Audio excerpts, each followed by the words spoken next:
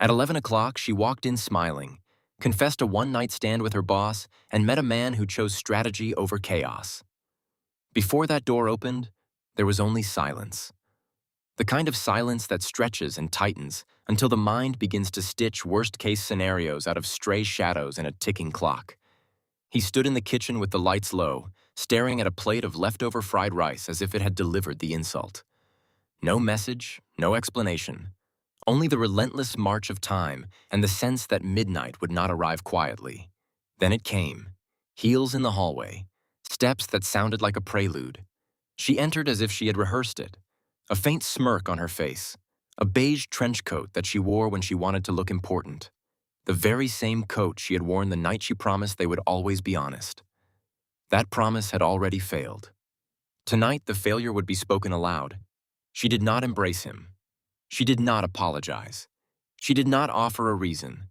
She dropped her bag and gave the kind of half-smile that asks to be noticed. Then she said it.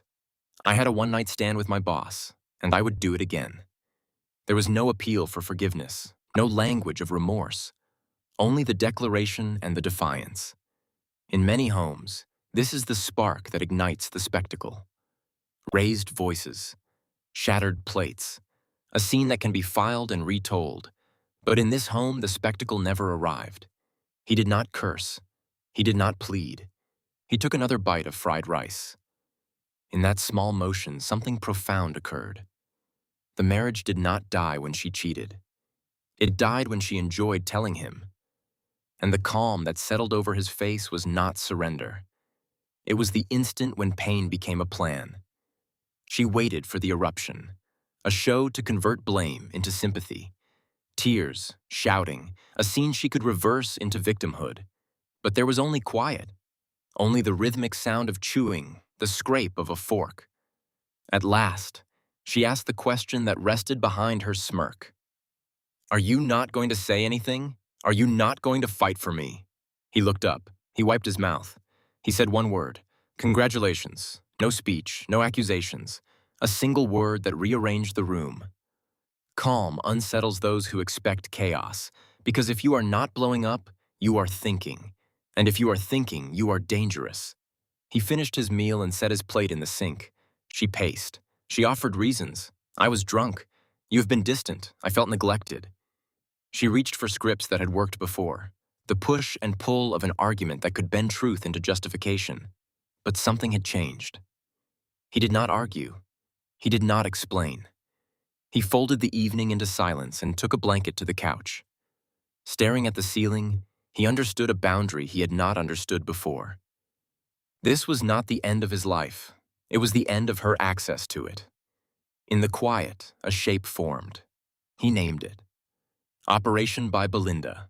Accounts, passwords, documents, a plan. He was heartbroken, but he was now heartbroken with a spreadsheet. Morning arrived with the pale light of judgment. His neck ached, his eyes burned, his mind was clear. He made coffee strong enough to start a file. From the bedroom came her voice. Coffee, please? As if the night before had been an episode that could be skipped. He walked in with his own mug. She wore his shirt like a claim. Her hair was tangled and her face was calm, as if betrayal had been folded into routine. Coffee, she asked again. He looked at her and named it. The one-night stand special. Black, bitter, and served cold. The smirk faltered. Confusion crossed her face, followed by offense, followed by something more vulnerable. What is that supposed to mean? She asked. He sipped and answered with her name. I think you know, Belinda, unless amnesia was part of the pillow talk. The script returned. I was drunk. You were distant. I felt neglected. He did not shout. He did not defend himself. He offered a simple conclusion. You felt neglected, so your solution was to sleep with your boss. That is not coping. That is career suicide with extra steps. She called him childish. He laughed gently. Childish is eating cookies before dinner. I am being honest. You should try it. It is trending this season. The tricks no longer worked. The audience had left. The show was canceled. While she stormed through the house as if wronged, he sat at the table and assembled the rest of his life. joint accounts secured, streaming services with new passwords, a lawyer's number saved and highlighted. He fed her prepped lunch to the dog, not out of cruelty, but to stop the habit of making life easier for someone who was dismantling his own. Days passed, and the plan matured. Pages were drafted, assets protected, an exit drawn like a map. He moved with a quiet rhythm that did not invite confrontation. When the morning came for the final reveal, he made breakfast. Pancakes, coffee, a calm face. She sat. An envelope waited beside her plate. "What is this?" she asked. He smiled with a softness that contained resolve. "Your performance review." Inside lay divorce papers and an asset breakdown. Reality written in black and white. She erupted then. Heartless, overreacting, ruining everything. She threw words like stones and waited for the familiar impact. It never arrived. From his side of the table, there was only the recognition that he was not ruining anything. He was refusing to keep fixing what she kept breaking. What many people often miss was there in that moment. He did not stay to punish her.